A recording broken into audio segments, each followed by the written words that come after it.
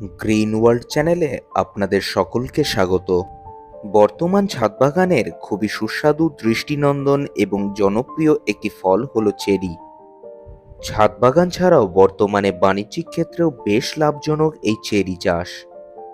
সারা পৃথিবী জুড়ে চেরির বহু রকমের ভ্যারাইটি রয়েছে, তবে ভারত বা বাংলাদেশে মূলত চেরির যে ভ্যারাইটিটি আমাদের ছাদ বাগানে বা বাণিজ্যিক ক্ষেত্রে বসানো হয় সেটি হলো বার্বাডস চেরি। চেরি গাছ বর্তমানে শখের যে কোনো ছাদ বাগানের কাছে খুবই কমন একটি গাছ হলেও বেশিরভাগ ছাদ বাগানই মূলত এই চেরি চাষের ক্ষেত্রে যে সমস্যার প্রধানত সম্মুখীন হন তা হলো পর্যাপ্ত ফুল না আসা বা ফল ঝরে যাওয়া, অথবা ফলের মিষ্টতা কম হওয়া বা একটু টক ভাব থাকা। তবে ছাদ বাগানের টবে চেরি গাছের ক্ষেত্রে মূলত দুটো প্রশ্ন প্রায় অনেক ছাদ বাগানের ক্ষেত্রে কমন দেখা যায়। সেটা হলো, দাদা অনেক দিন হয়ে গেছে ফুল আসছে না চেরি গাছে। আবার অনেকে বলেন যে চেরি হচ্ছে কিন্তু চেরিটা টক হচ্ছে, কখনো আমি মিষ্টি করতে পারছি না। তো আজকে এই প্রতিটি বিষয়ে আপনাদেরকে তুলে ধরবো যে এই সমস্যাগুলো কেন দেখা যায় এবং এই সমস্যার সমাধানে আপনারা কি কি করবেন। দেখুন, এখানে যে চেরি গাছটি আপনারা দেখতে পাচ্ছেন সেটাও আমার বাড়ির ছাদ বাগানে টবে বসানো একটি বার্বাডস চেরি গাছ। এপ্রিল মাসের প্রায় শেষের দিকে এসে দাঁড়িয়ে আমি এই ভিডিওটি তৈরি করছি। আপনারা দেখতেই পাচ্ছেন যে কি পরিমাণে ফুল এবং কুঁড়ি ইতিমধ্যে এই গাছে পুরো ভরে রয়েছে। এই চেরি গাছের একাধিক পরিচর্যা সংক্রান্ত ভিডিও বিভিন্ন সময় আমি আপনাদের সাথে শেয়ার করেছি। মাত্র মাস কয়েক আগে অর্থাৎ শীতের একদম শেষের দিকে এই সম্পূর্ণ গাছটিকে আমি হার্ড প্রুনিং করে দিয়েছিলাম এবং তার সাথে এই গাছটিকে আমি রিপোর্টিং করেছি এবং রিপোর্টিং করার সময় এর রুটস বা শেকড়েরও হার্ড প্রুনিং করেছিলাম। এর আগের একাধিক ভিডিওর কমেন্টে অনেকে আমাকে প্রশ্ন করেছিলেন যে চেরি গাছের হার্ড প্রুনিং এর বা রিপোর্টিং এর জন্য সবথেকে আদর্শ সময় আমরা কখন নির্বাচন করতে পারি।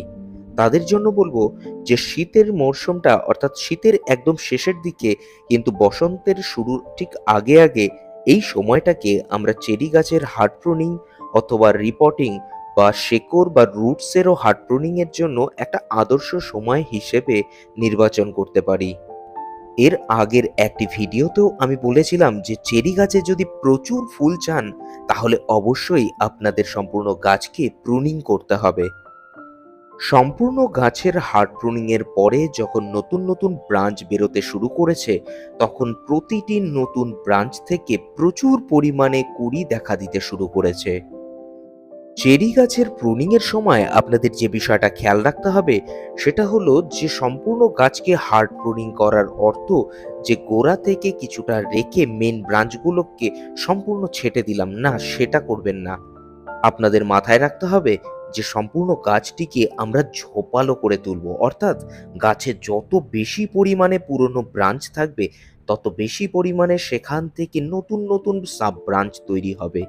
আর যত নতুন নতুন সাব ব্রাঞ্চ বেশি ঘনত্বে তৈরি হবে ততই কিন্তু সেখান থেকে আমরা অধিক পরিমাণে কুঁড়ি পাবো।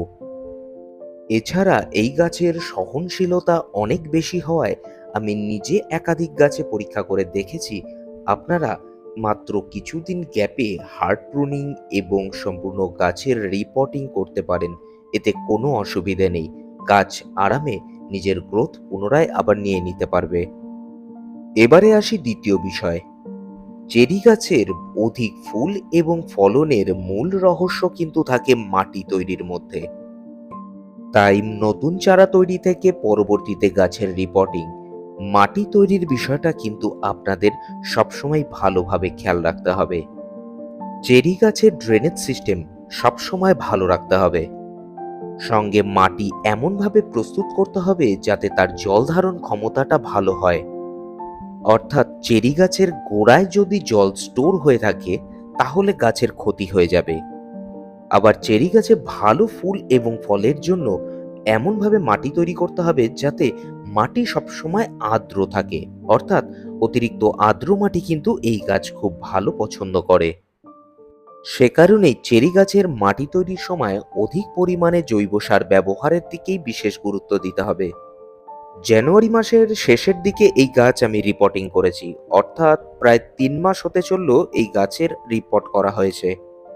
আর রিপোর্টিং এর সময় আমি 40% প্লেন গার্ডেন সয়েলের সাথে মিশিয়েছিলাম 20% লিপ কম্পোজ এবং 20% কিচেন ওয়েস্ট কম্পোজ, আর তার সাথে 5% হিসাবে মিশিয়েছিলাম হাড় গুঁড়ো, শিংকুচি, নিমখোল এবং সরিষার খোল। আর তার সাথে 2 চামচ পরিমাণ মিশিয়েছিলাম কলিচুন। আপনারা বাজারে যে কোনো পানের দোকানে গিয়ে কলিচুন বললেই তারা দিয়ে দেবে। আর এই সবকটি মিশ্রণের সাথে 1 মুঠ পরিমাণ মিশিয়েছিলাম কাঠের পোড়া ছাই। এই সবকটি জৈব উপকরণকে একসাথে মিশিয়ে মাটি তৈরি করে এই গাছের শেকড়ের হার্ড প্রুনিং করে পুনরায় এই টবেই আমি রিপোর্ট করেছি। আগে এটি অন্য একটি ছাদে ছিল, এবারে রিপোর্ট করার পরে এটি তার থেকে ওপরের একটি ছাদে এনে রাখা হয়েছে। এর আগের ভিডিওগুলো যেই ছাদে ছিল সেই ছাদে গাছটিতে আংশিক সূর্যালোক পেত, কিন্তু বর্তমানে এই ছাদে সম্পূর্ণ সূর্যালোক পাবে, অর্থাৎ সূর্য ওঠা থেকে শুরু করে অস্ত যাওয়া পর্যন্ত পূর্ণ সূর্যালোক ডাইরেক্ট এই গাছে পাবে। গাছটি আগে কিছুটা ছোট ছিল বলে ওই ছাদে রাখা ছিল। যত ধীরে ধীরে গাছটি গ্রোথ নিয়ে বড় হয়ে উঠছে তত গাছটিকে এরকম ওপরের ছাদে ট্রান্সফার করা হচ্ছে।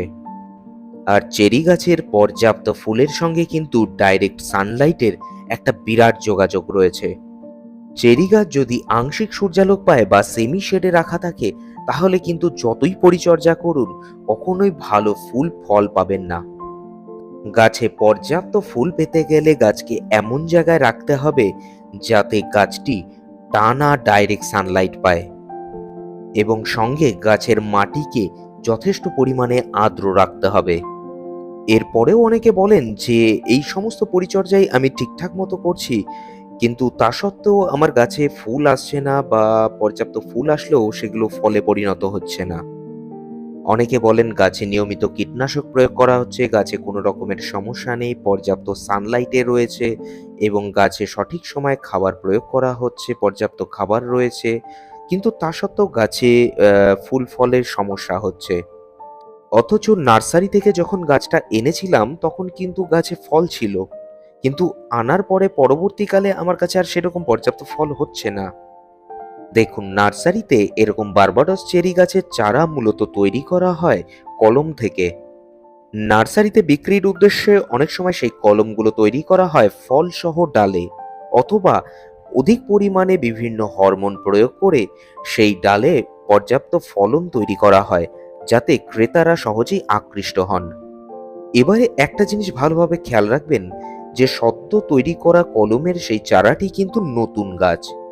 এই নতুন গাছটি ধীরে ধীরে বেড়ে উঠে পরবর্তীতে স্বতন্ত্র বড় গাছের মতো রূপ নিতে থাকবে, আর তার জন্য গাছটিকে কিছুটা সময় অন্তত আমাদের দিতে হবে।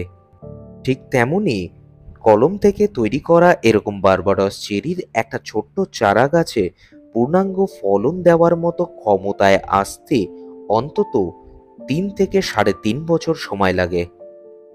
অর্থাৎ কলম কাটা সেই ছোট্ট গাছটিকে 3 থেকে 3.5 বছর পর থেকে আপনারা পরিপূর্ণ মাত্রায় পর্যাপ্ত ফলন পাবেন।